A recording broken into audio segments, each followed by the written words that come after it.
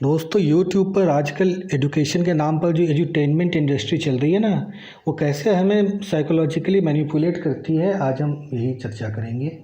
असली शिक्षा फोकस मांगती है, लेकिन ये चैनल आपको क्या देते हैं? Illusion of knowledge. हर आदमी में कंफर्मेशन बायस तो होता ही है। इन्हें पता है कि आप क्या सुनना चाहते हैं। वे आपको एक एको चैम्बर में बंद कर देंगे और वही सुनाते रहेंगे जो आप सुनना चाहते हैं। और न्यूट्रल बनने के लिए फॉल्स इक्विवेलेंस का सहारा तो है ही इनके पास। छोटी से छोटी गलती को बड़ा करके बताएंगे और सुनने वाले को लगेगा कि जैसे वे कोई बहुत बड़ा सिस्टेमिक फेलियर समझ रहे हैं। ये सब सिर्फ परसेप्शन का गेम है, परसेप्शन मैनेजमेंट है। अब बात करते हैं सबसे बड़े धोखे की, इन्फॉर्मेशन ओवरलोड।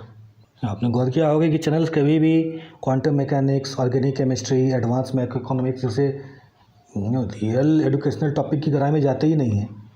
नहीं, इल्यूज़न ऑफ नॉलेज क्रिएट करने के लिए ये illusion of knowledge actually cognitive overload ही है। आपको 15 मिनट में 50 अलग अलग तरह के फैक्ट्स बताएंगे। आपको लगेगा कि आपने बहुत कुछ सीख लिया, लेकिन आपका दिमाग सिर्फ सुपरफिशियल इन्फॉर्मेशन ही प्रोसेस कर रहा है ना। ये इंटरनेट से 10 आर्टिकल पढ़ते हैं और उन्हें ड्रामेटिक स्क्रिप्ट में पिरो देते हैं। असली शिक्षा में नुआंस और कॉम्प्लेक्सिटी होती है, लेकिन यहाँ सिर्फ ओवर सिंप्लीफिकेशन है।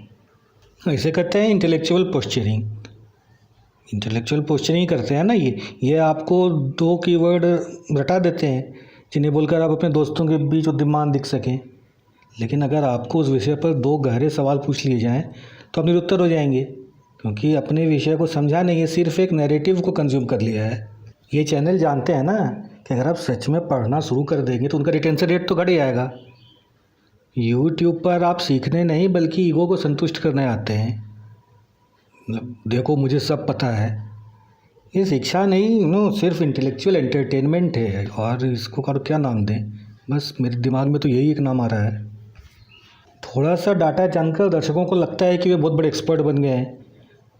यानी इसी बात को अगर हम उनकी तरह शो ऑफ करके बोलें तो ये दोस्तों द डनिंग क्रगर इफेक्ट है। फंडामेंटल साइंस के टॉपिक तो नहीं छूना है, नहीं, हमेशा इन्हें चाहिए ट्रेंडिंग टॉपिक, क्योंकि उसी पर वीडियो बनाना फ़ायदेमंद है ना। इनका बैंक बैलेंस तो बढ़ता है ट्रेंडिंग टॉपिक से। दोस्तों ये एक सेवियर कॉम्प्लेक्स है। भाई सीधे शब्दों में कहो ना कि क्रिएटर बता रहे हैं कि वो खुद ही इकलौता सच बताने वाले सोर्स हैं। अपने वीडियो में ये क्रिएटर ही जज हैं, ज्यूरी हैं, सब कुछ यही हैं, सर्वशक्तिमान है ये। अगर ये गलत भी हैं तो इनके कमेंट सेक्शन में आके अंधभक्त इन्हें बचा लेते हैं। हमने पहले एको चैम्बर इफेक्ट डिस्कस किया था ना। एको चैम्बर इफेक्ट यही तो है। इसमें जो आप सुनना चाहते हैं वही ये वीडियो क्रिएटर आपको सुनाते हैं और आप भी खुश होते हैं। ये बस हमें लॉजिकल फैलेसीज़ के जाल में फंसाकर एक नैरेटिव बेच रहे हैं। इसे समझने के लिए सबसे पहले हम समझते हैं गिश गैलोप टेक्निक को।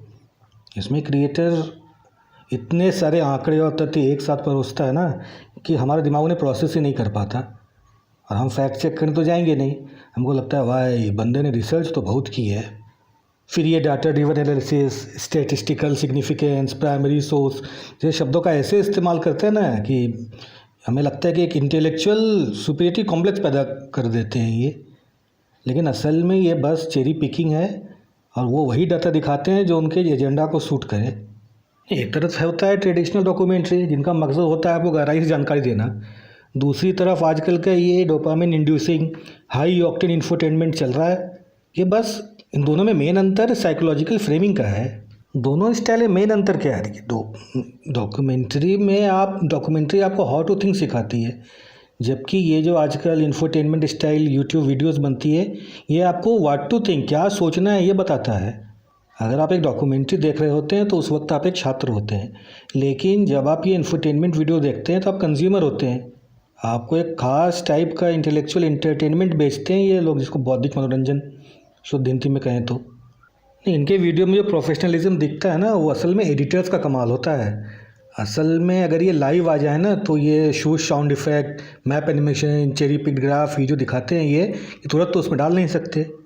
तो बिना इन फैंसी विजुअल्स के इनकी बातें बहुत साधारण और सतही लगेंगी। इन क्रिएटर्स ने अपने एक ऑल नोइंग एक्सपर्ट, सर्वज्ञानी की छवि बना ली है। अगर ये लाइव आ जाए ना, लाइव बातचीत में अक्सर इंसान अटकता है, गलती करता है, या मुझे नहीं पता कहना पड़ता है। ये इनके गॉड कॉम्प्लेक्स के खिलाफ चला जाएगा। ये चाहते हैं कि आप उन्हें हमेशा एक परफेक्ट बिना गलती करने वाला इंसान के रूप में देखें। रिकॉर्डेड वीडियो में इनके पास मल्टीपल रिटेक्स की सुविधा होती है। अगर कोई तर्क कमज़ोर लगा तो उसे एडिट कर दिया जाएगा, अगर डेटा गलत निकला तो उसे काट दिया जाएगा। लेकिन लाइव में रियल टाइम अकाउंटेबिलिटी होती है। लाइव आने का मतलब है अपने नैरेटिव को खट्टे में डालना, बिना स्क्रिप्ट के, बिना बैकग्राउंड म्यूज़िक के और बिना फैंसी ट्रांजिशन के। ये एक्सपर्ट अपनी बात साबित ही नहीं कर पाएंगे। इसलिए ये हमेशा सेफ एनवायरनमेंट में रहते हैं, जहाँ वे खुद से ही सवाल पूछते हैं, खुद ही अपनी पसंद का जवाब देते हैं। कि मेरा एक सीधा सवाल है, अगर आपका ज्ञान ऑथेंटिक है, आपके आंकड़े वेरीफाइड हैं और आपकी नीयत न्यूट्रल है, तो आप एक बार भी ओपन लाइव स्ट्रीम में आके बिना स्क्रिप्ट के जनता के सीधे सवालों का सामना क्यों नहीं करते? क्यों आप हमेशा वन वे कम्युनिकेशन में सुरक्षित घेरे में घिरे रहते हैं? आप खुद ही सवाल चुनते हैं, खुद ही कॉन्टेक्स्ट सेट करते हैं, खुद ही अपनी पीठ थपथपाते हैं। तो असली शिक्षा में एक तरफा बात नहीं, संवाद होती है। यानी उसमें मोनोलॉग नहीं, डायलॉग होते हैं। एडिटिंग सॉफ्टवेयर के पीछे बैठ के क्रांति करना आसान है, लेकिन लाइव डिबेट में अपनी लॉजिकल फैलेसीज़ को बचाना मुश्किल है। ये क्रिएटर्स एजुकेटर नहीं, इन्फोटेनर हैं। इनका काम जटिल विषयों को आसान बनाना है, लेकिन समस्या भी तो यहीं से शुरू होती है ना। जब आप किसी जटिल इतिहास या कानून को 15 मिनट में समझाते हैं तो उसकी गहराई या नुआंस खत्म हो जाती है। छात्र अक्सर इन्हीं आसान जानकारियों को पूरी जानकारी समझ लेते हैं और ये परीक्षाओं के लिए घातक साबित होता है। एक छात्र के तौर पर हमें तथ्य और राय के बीच का अंतर समझना चाहिए। तथ्य यानी फैक्ट्स और राय यानी ओपिनियन। ये क्रिएटर्स अक्सर डेटा का इस्तेमाल करते हैं, लेकिन उनका डेटा पूरा है या नहीं ये भी तो देखने वाली बात है ना। कई बार वह सिर्फ वही डेटा दिखाते हैं जो उनके नैरेटिव को सूट करता है, चेरी पिकिंग करते हैं। अगर आप सिर्फ एक तरफ का पक्ष सुन रहे हैं तो आप सीख नहीं रहे हैं, बल्कि आपका ब्रेन वॉश हो रहा है। छात्र तो उन्हें भगवान ही मानने लगते हैं। ऐसे मनोविज्ञान में पैरासोशल रिलेशनशिप करते हैं। आपको लगता है कि ये क्रिएटर ये आपके बड़े भाई या दोस्त हैं, इसलिए आप उन पर आँख बंद करके भरोसा करने लगते हैं। छात्र अक्सर उनके वीडियो नीचे कमेंट करते हैं ना कि भाई ने कहा है तो सच ही होगा। यह क्रिटिकल थिंकिंग की मौत है। एक असली छात्र हुआ है जो अपने शिक्षक से भी सवाल करे। क्रिएटर्स खुद को न्यूट्रल बताते हैं, लेकिन हर इंसान का एक झुकाव होता है। समस्या यह नहीं है कि वह पक्षपाती हैं, समस्या यह है कि वे स्वीकार नहीं करते। छात्रों के लिए ज़रूरी है कि way right wing, left wing, centre तीनों को सुने। अगर आप सिर्फ एक पक्ष सुन रहे हैं ना, तो आप एक तरह से एको चैम्बर में बंद हो रहे हैं। नहीं, हमारा कहना ये नहीं है कि ऐसी वीडियो देखना छोड़ दें, लेकिन उन्हें अपनी पढ़ाई का प्राइमरी सोर्स ना बनाएं। उनके वीडियो के दावों को सरकारी डेटा से मिलाएं।